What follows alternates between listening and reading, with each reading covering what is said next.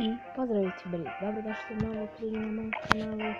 I danas ćemo otvarati Super Magical Chest, ljudi. I da, jučer sam ga dobio, jedva sam čekao da ga otvaram. I da pređemo na otvaranje chestova.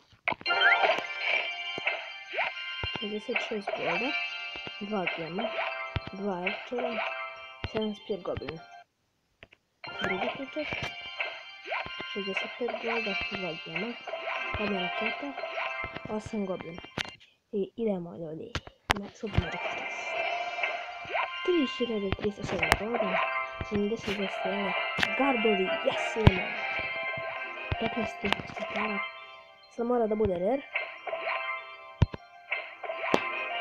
Ti mene zezaš.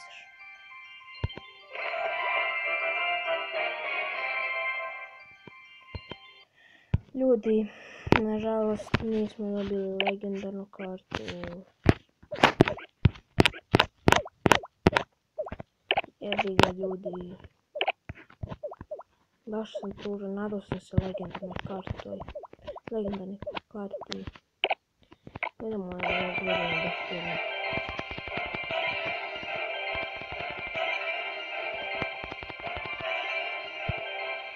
Dakle, level 6.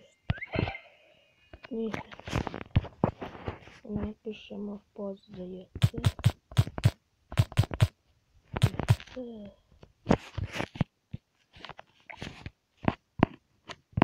Evo, pozdrav za ekstremni Arsa. I pozdrav za Srđana, on je brat. Evo vidite kakav on ima dve legendarne. Jebi ga. Nismo dobili legendarno, ljudi. Baš sam strano legendarno.